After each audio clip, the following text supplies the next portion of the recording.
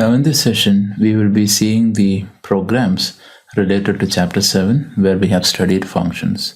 So altogether we will be studying 7 programs in this session, and in the last program we will be discussing about how to create our own module and linking it to our program. So now let us start. Now before we start with our first program in functions, let me explain to you what is this first 2 lines. You can see this is the comment for this particular program. So it is written, this program is used to calculate the mean value stored inside a list using user defined functions. But you can see here the comment is beginning with 3 double quotes and ending with 3 double quotes, and we didn't use hash, right?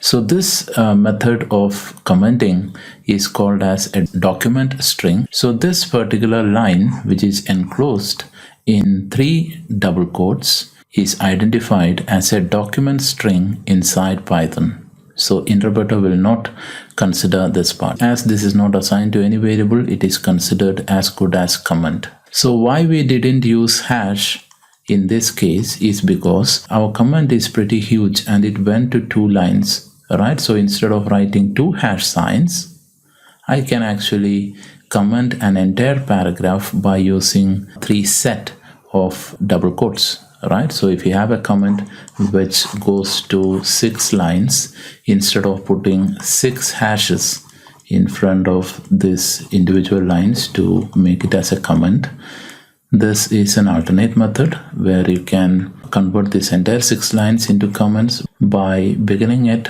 with 3 double quotes and ending with 3 double quotes. Okay, now we'll come to the program. Now aim of this program is to find the average of all numbers that is stored inside this list. We have a set of floating point numbers like 40.6, 45.8, 36.5, 25 and 44.7 stored in a list called L. Okay, so our aim is to add all these numbers and divide by 5 because we have 5 elements inside this list. Okay, so the resulting answer will be your mean. Now we are implementing this program with the help of user defined function, and we have defined a function here. You can see with the keyword def, and the name of the function that I have given here is calc mean. You can actually give any name to this function. You can give your name, there is no problem. The only restriction will be when you call, you have to use the same name. So now let us begin the program. The interpreter will first start from the top. It sees the definition of a function and the name of the function is calc mean, and then it will skip the body. It will come down to the next instruction outside the function. So here I have created a list with variable L. So L now has this 5 values inside it, and after that I am calling a function over here. You can see this is the function call. Now the name of the function is calc mean, and it has 1 argument which is actually this entire list. Okay, so now this function call will take the control all the way to the function definition. Now value of L will be copied into the parameter which is used inside the function definition called list1. So now list1 has value 40.6, 45.8, 36.5, 25 and 44.7. Now the control comes into the function definition. I create 2 variables. Sum, the initial value is 0, and I have another variable called count, and the initial value is set as 0. After that I have a for loop. This 2 statement which starts with sum and count falls into the for loop. So now the for loop starts with a control variable num, and it collects the values from list. So initially 40.6 will be loaded into num, and after that I have sum plus equal to num. You remember this operator, we have studied this in the previous chapter. So this statement you can also write it as sum is equal to sum plus num. Okay, both will evaluate the same. So here if you write like this, you can save some typing for yourself, right? So this is more condensed, or if you want to make it more elegant, you can write like this. And next statement also you can write like count equal to count plus 1. All right, so both are same. So now 40.6 is loaded into num. So what is the new value of sum? Right, so just for explanation purpose we will use this statements because that is more clear. So value of num is 40.6 and the value of sum is 0 now. So when you add both of them, now the value of sum will change to 40.6, and after that I will increase the value of count by 1. So count will be having value 1 now. So now the control will come back to 4. It will take the second value 45.8 and it will load it to num. Right, so now the value of sum is 40.6 and now the value of num is 45.8. Now when you add this two, you will get a new value, and let us say that is x, that will be stored into sum. Alright, and then I will increase the count to 2. So now you should understand this for loop will work 5 times. Each time it will take one value from the list and then it will add it to sum. Okay, so slowly you can understand the value of sum will keep on increasing, and finally it will finish adding all these 5 value. After adding all the 5 numbers, for example, sum will get the value as y. Okay, and as the loop has run 5 times, the value of count will reach 5. So now the for loop will finish and now the control will come to the next line. This is where we calculate the mean or the average. So here I will divide the value y by 5. So you will get the average and that value will be stored into mean, and then you are calling return with the value mean. So now once the return statement is executed, the control will come back to the function call itself. The value of mean will be loaded into variable m, and after that I will print the mean of values in the list is the value of m, and you will see the output. So now let us run the program and see the result. So now our program is ready. You can see the first 2 lines is considered as comments. So this is called as doc string in Python. So now let us run the program. So here you can see the mean value of the list is 38.52. So that is the result of adding all these values inside the list, then divide it by 5. Okay, and then you will get the mean. So now let us see the next program. So this is the second program. Now here what this program does, I have written inside this doc string, that is our comment statement. This program is used to check the authenticity of an account. So this program is written to accept user ID Sam, and the password of Sam is sam@123. So a user will be given 3 attempts in case of wrong entry.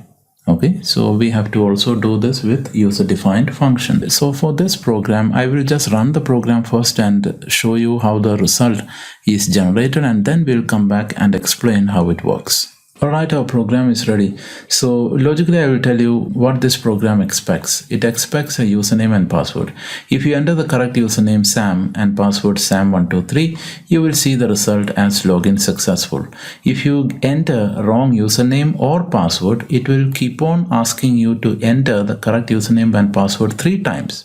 And after the 3rd time also you enter wrong username and password, then you will see the result as account blocked. So now let us run the program.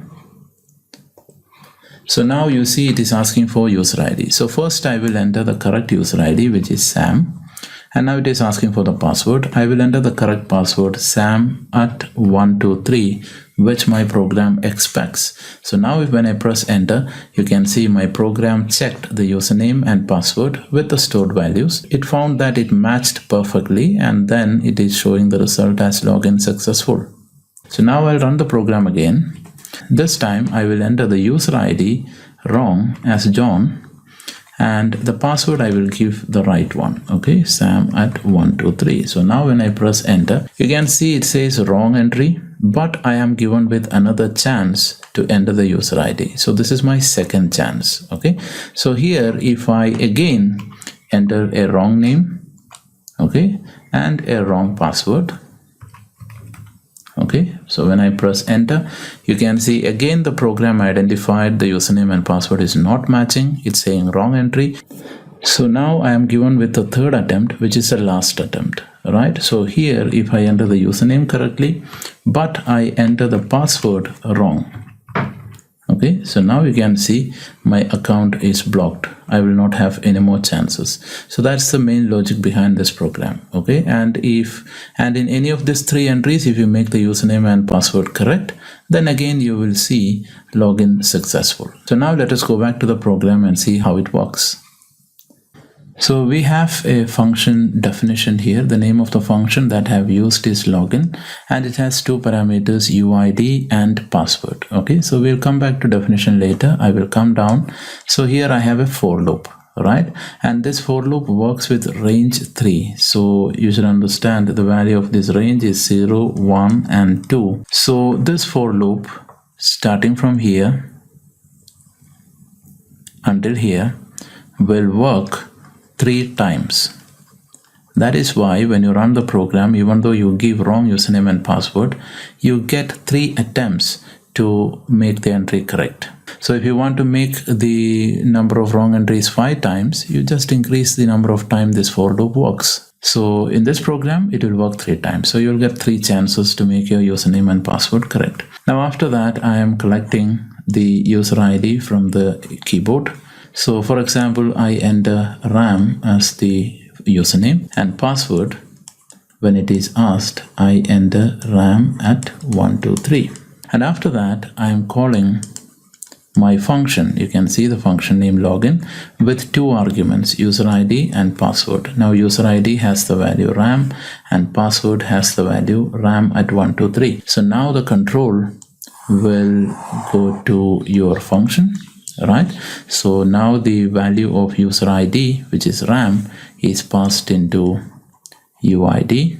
Okay, and the value inside password is given to the parameter PWD, so it has value RAM at 123. Now inside the function definition, I have an if condition which checks whether the value of UID, which is RAM now, is equal to SAM, and the value of password is equal to SAM at 123.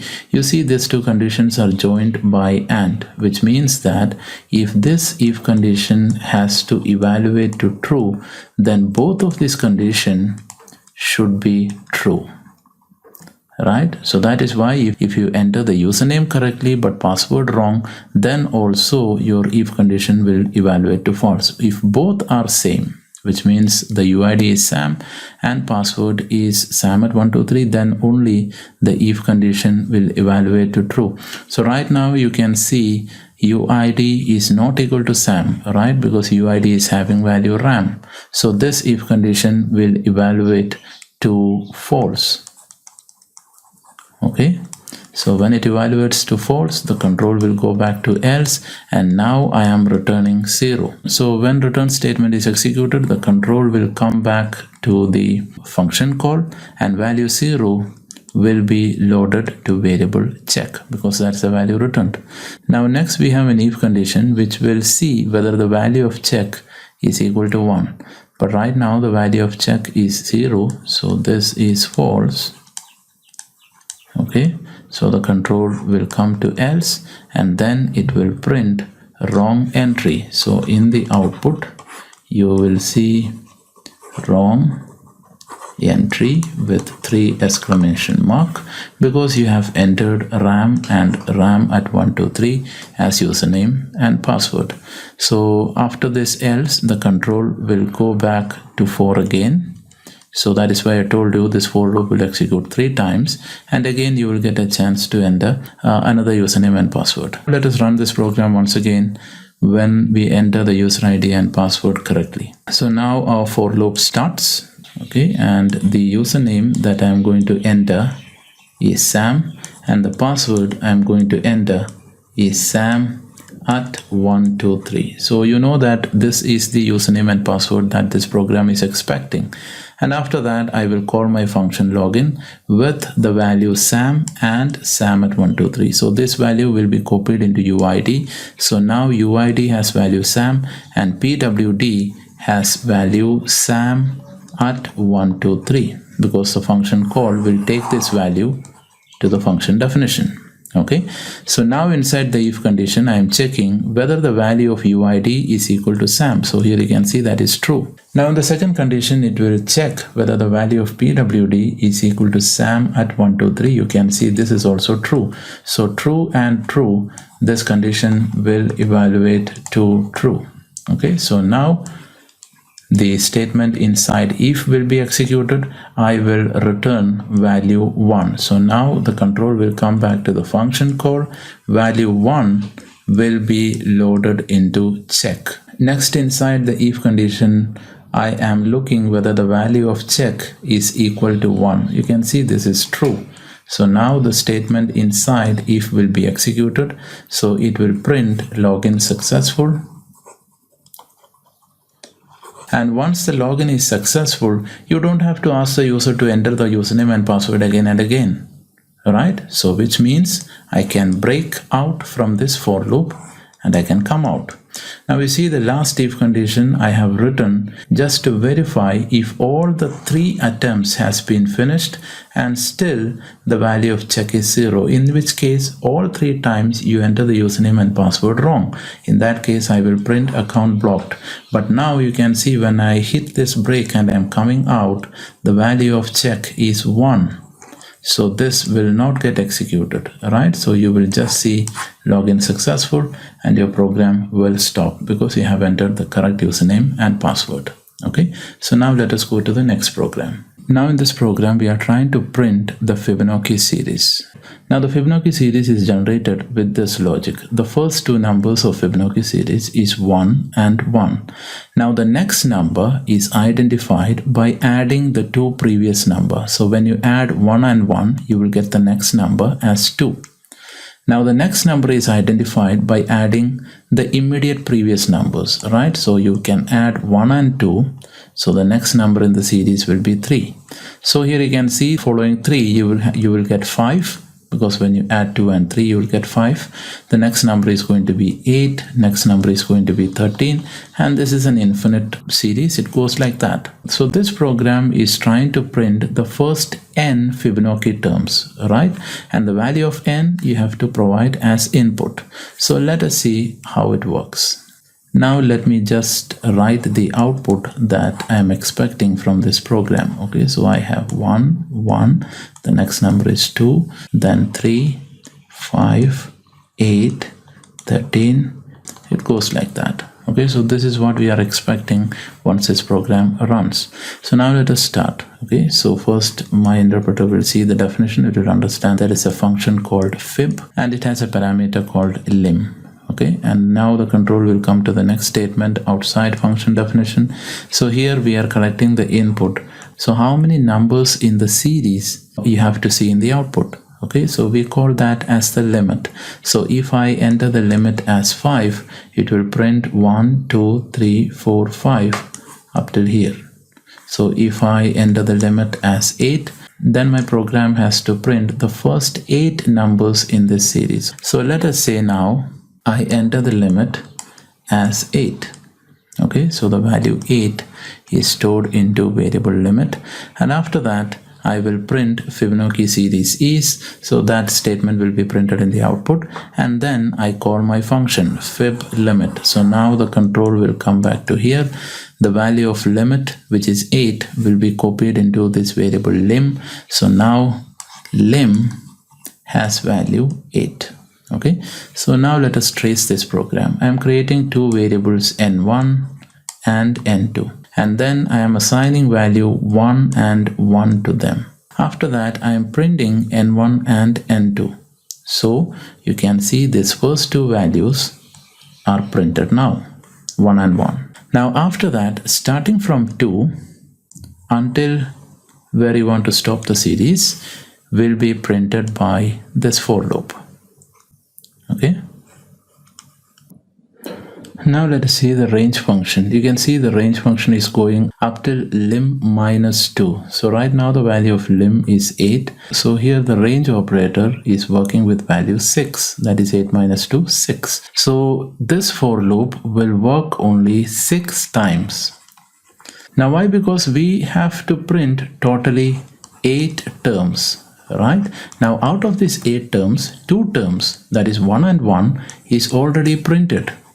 So rest, I have to print only next 6 terms with this for loop. That is why I am using lim -2, because the 2 terms I have already printed.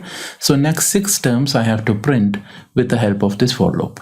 Okay, so now let us see how this for loop will calculate the successive values in this series. So inside for loop, I am calculating a new variable next by adding n1 and n2. Okay, so right now the value of n1 and n2 is 1, so the value of variable next will be 2, and after that I will print next. So now you can see the third value in the series 2 is printed out. So now you should understand n1 has value 1, n2 has value 1, and next has value 2. So this is the current situation. Now after the print statement, you can see the value of n2 is copied to n1. So what happens here is that the value of n2 is copied to n1. So now n1 has value this one. And after that, the value of next is copied to n2. So now n2 is having value 2 because value of next is copied into it. Okay, so now we can understand the value of n1 becomes 1 itself, but value of n2 becomes 2. Now the control will come back to 4.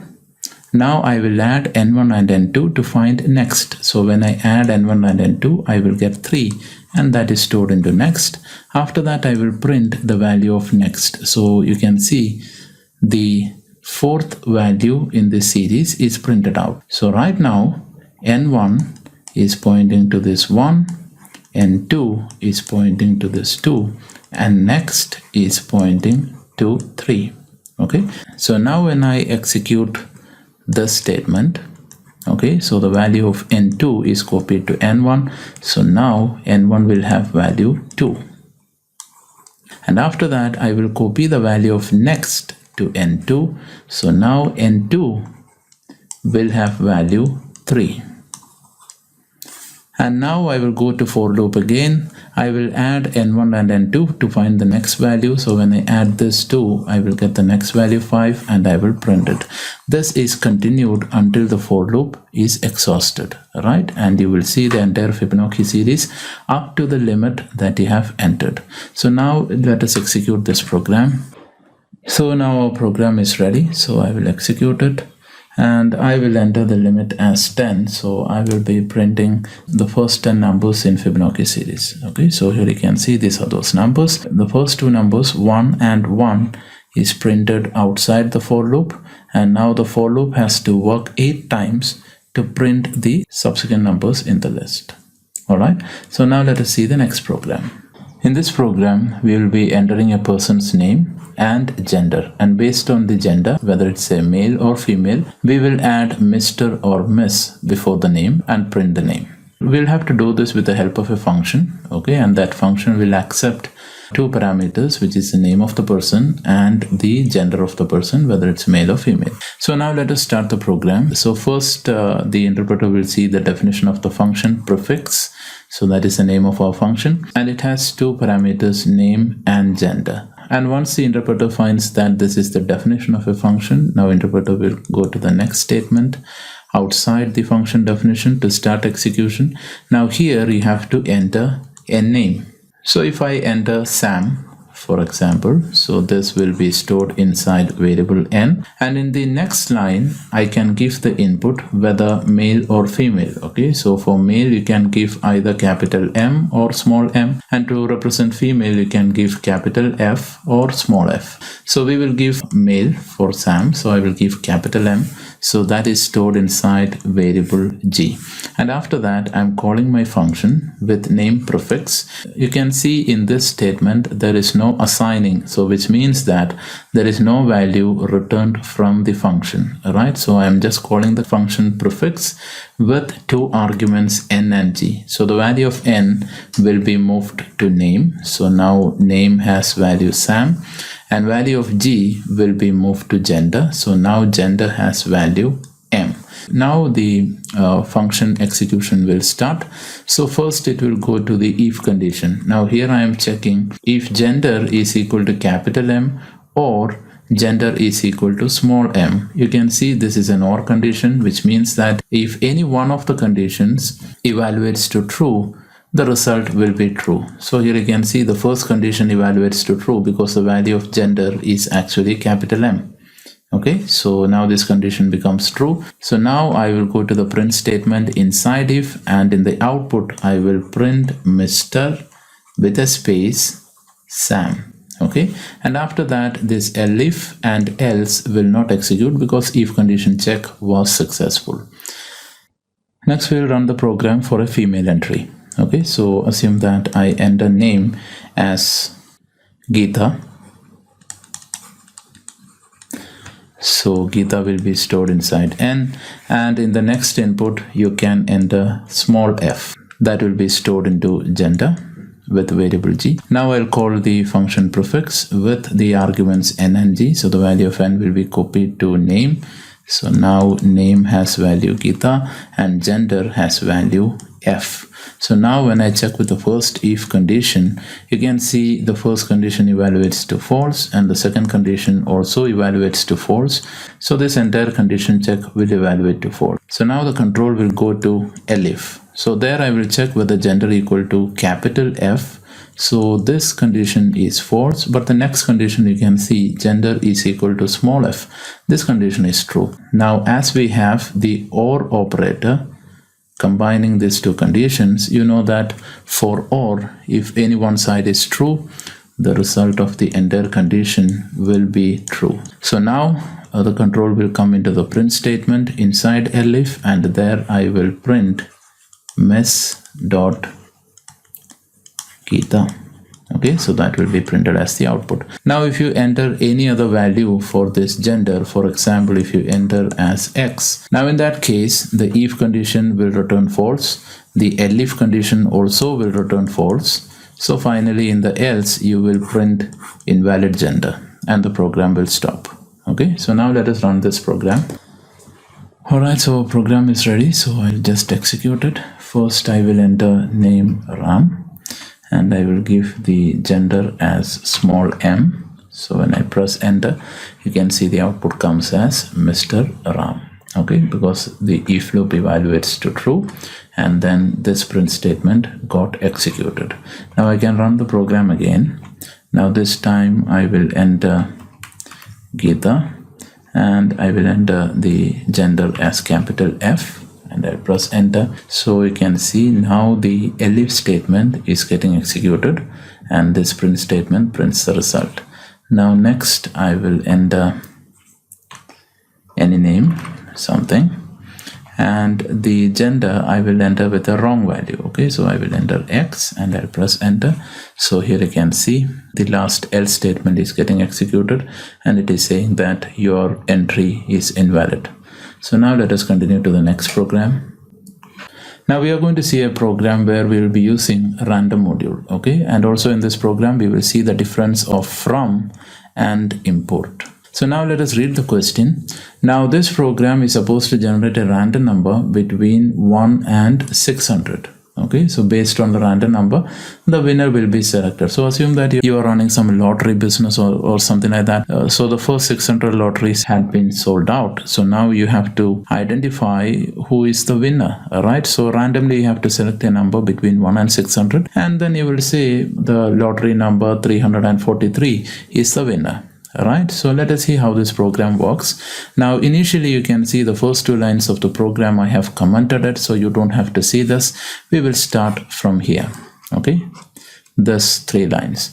So first I will import the module called random because I have to use a function inside this module random. Next I will call the function randint, which is inside the module random. That is why I have used this dot operator, and I have to specify the first number and the last number between which the randint function will get a random value and that value will be loaded into ID. So the first time when I run it, maybe the random value identified by rand int may be 343. So that will be loaded into ID, and then I will print today's lucky draw winner has token ID 343. So the person who holds this ticket can come and claim the prize. Okay, so now let us run this program.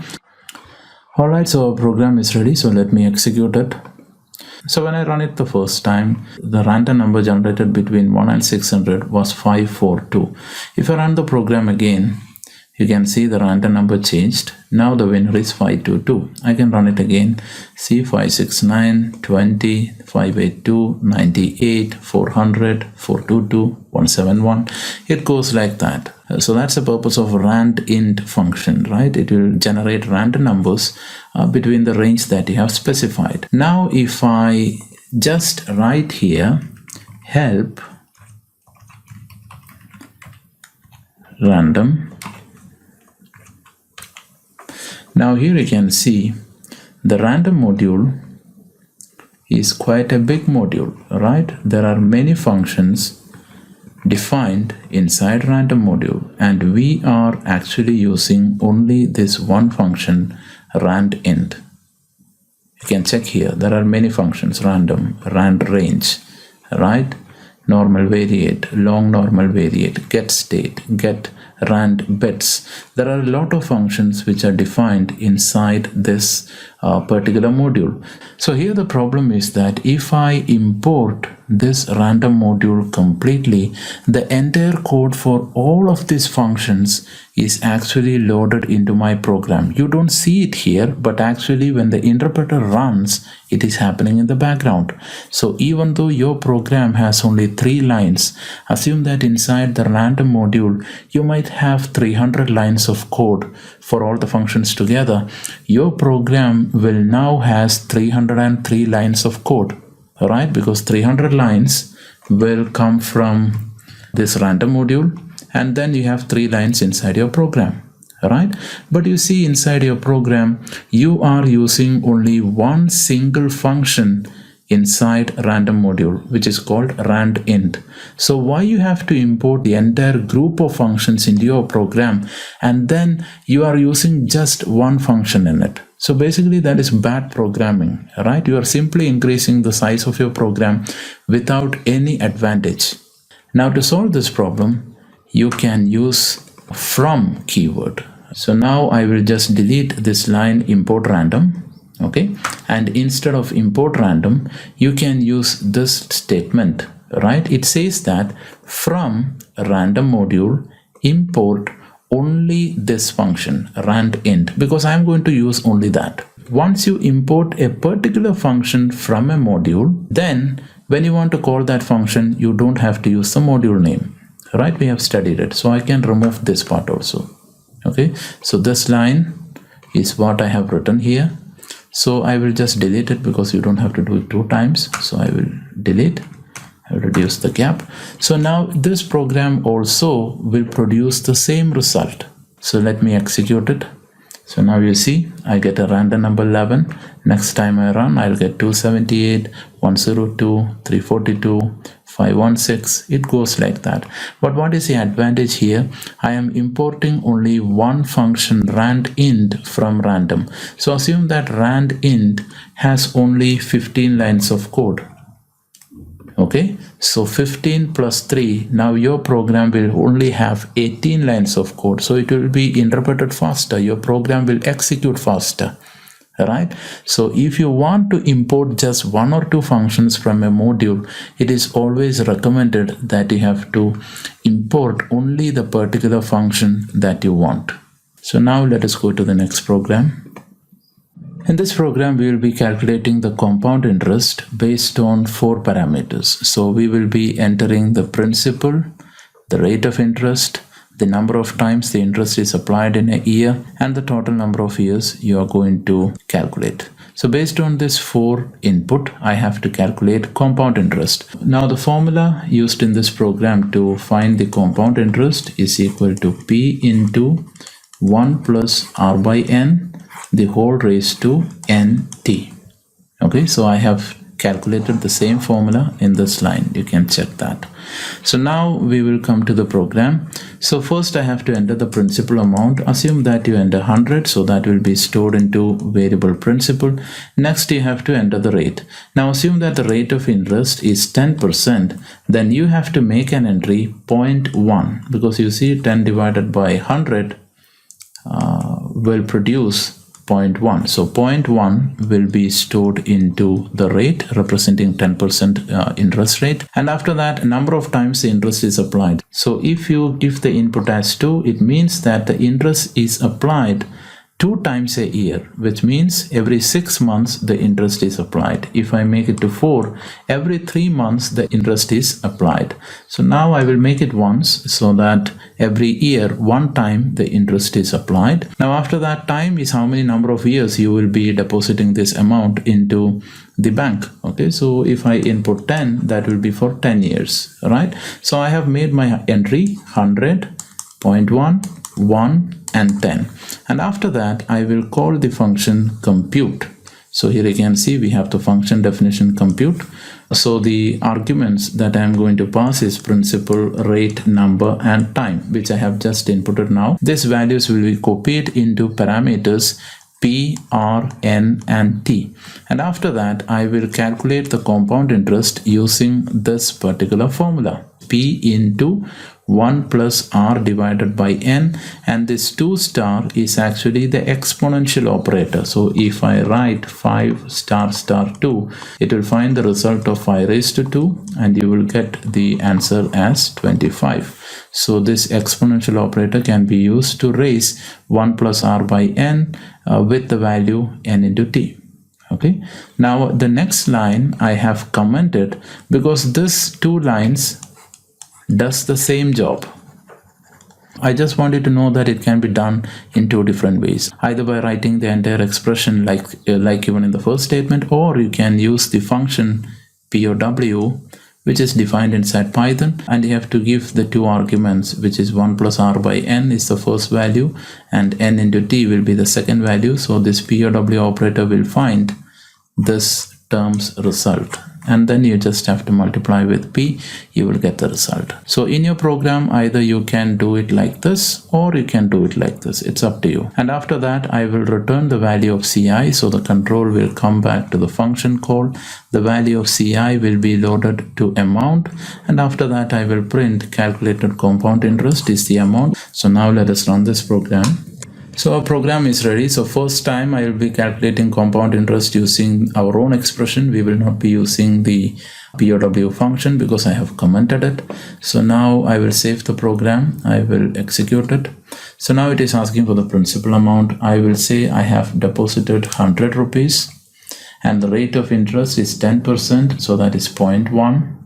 And the number of times the interest is applied, the bank will give interest only once a year. And then how many years I am depositing this? For 10 years, right? So after 10th year, the bank will give 259 point something. So now let me run the program with the second formula. So the first one I will just comment it. Okay. And now I will save and I will execute it. Now again I will enter the same value, principal amount 100, rate of interest is 0.1, number of times applied is 1 time, and number of years is 10, and you can see you got the same result. Okay, so now we'll go to the next program. Now in this program we will demonstrate how to create a user-defined module, that is our own module, and to develop a menu-driven program which works as a calculator. So, okay, so your program has the capacity to add, subtract, multiply, divide, and to do modulo division. Okay, now module calc contains the required functions. So all the functions are clubbed together, and I am going to create a new module, and the name of the module is going to be CALC. Okay, calc. So I can understand that once you see the screen, you can see there is a lot of lines of code, and maybe these lines are not visible because I have to go with a small font size. Okay, this is a very simple program. First of all, let me tell you, we just have to go step by step. You will understand it very clearly once I start to explain it, because there is no big logic behind it. It's a very simple thing to understand. If the program is not visible in your screen, please go to our website. You can download the code from there, and then then you can see the video, so you can run the code side by side and you can understand this explanation better. First, we will discuss about the yellow box on the right side. You can see here, this is our module. Okay, so once I create this file, I have to name this file as calc.py. Okay, so and this is going to be a module, so that I will use the same name inside my program to import. You can see import calc, so all the functions in this module will be imported to my program and then I can use it.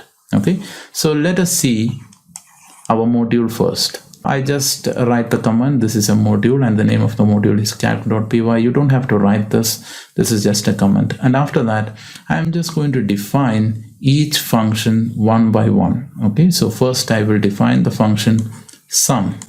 So the name of the function is sum and it is expecting two values. Okay, the first value, which will come from the main program, will be loaded into num1 and the second value will be loaded into num2. And inside the function, it will add num1 and num2 and the result will be stored in a new variable num3, and then it will return the value of num3 to the program which has called it. So the result will go back to the program. So once you understand the first three lines, after that it is just the repetition. That is why I told you this program is going to be easy for you.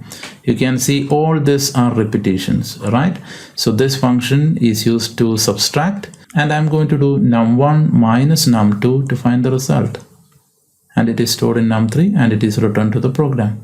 Next function, I call it as mul, and it will multiply two numbers, find the result and return the result. Next function is diff.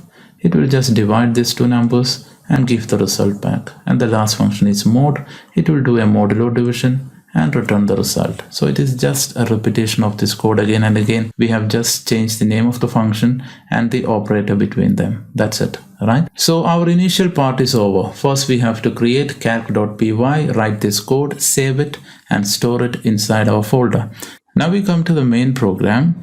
Now here you can see this main program is little lengthier because we have to go through all the choices. That is why the program is really simple. I have pushed it into two boxes because you should understand after this print statement, okay, after this print statement, the next statement is this elif choice equal to 3.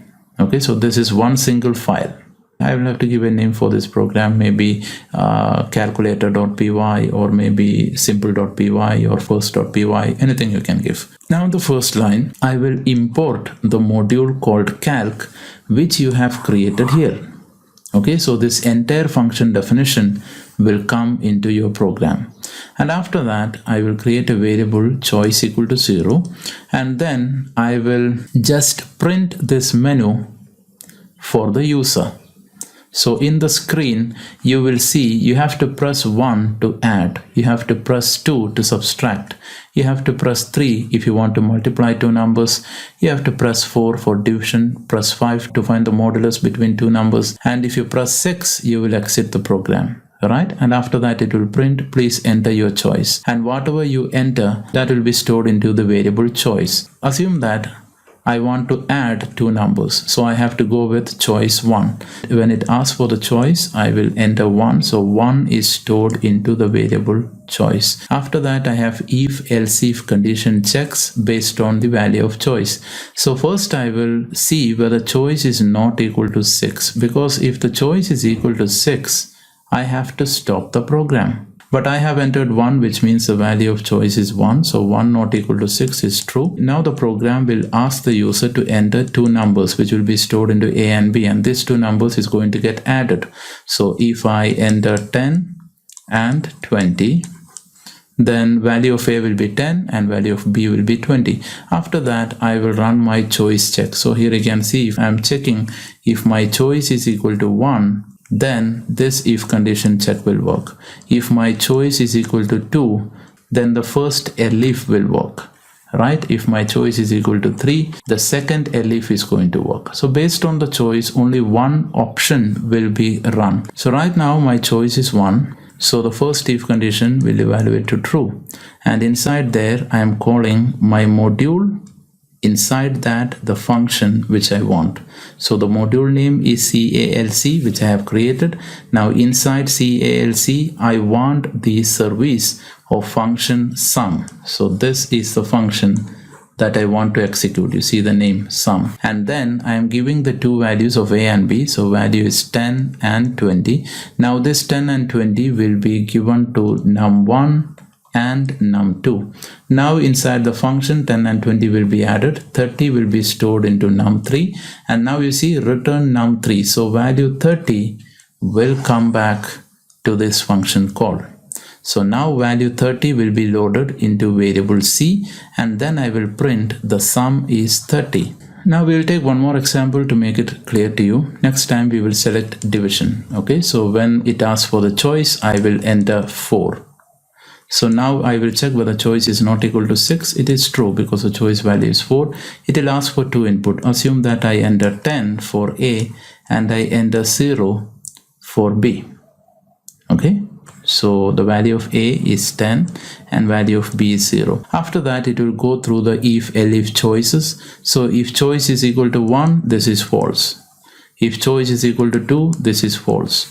If choice is equal to 3, this is false. If choice is equal to 4, this is true. So now the control will come into this elif statement. Now when you divide and when you do a modulo division in choice 5, you can see there is another if-else condition, right? That is just to find out whether we have a divide by 0 condition. You can see any number divided by 0 is undefined, or you can say it is infinity. So basically it doesn't have a value. So if you ask Python program to divide a number by 0, it will give error. Now the error will say it is divide by 0 error or something like that will come, right? So before you call the function, you have to make sure that the value of b is not equal to 0. So that is why purposefully I made the value of b equal to 0. So now let us see, when choice is equal to 4 is true, I will come inside. In the next if condition, I will check whether value of b is equal to 0. Now here it is true because actually the value of b is 0. Now in that case, I will not call the function, because if I call the function with 10 and 0, it is going to give me error. So I will just print division by 0 error. Now if I enter 5 here, so I am trying to divide 10 by 5. Now in that case, after the choice 4 is true, it will check the value of b equal to 0. This is false. Why? Because right now the value of b is 5. So I will come to the else part. Now in else, you are calling the module calc and the function diff inside it. So now the control will come to this particular function, and I am passing two value 10 and 5. So 10 will be loaded into num1 and 5 will be loaded to num2. Then it will divide 10 by 5. The answer 2 will be stored in num3. It will return the value of num3, which is 2. And now the control will come back to the function call. The value 2 will be loaded into variable C. And now I will print the quotient is 2.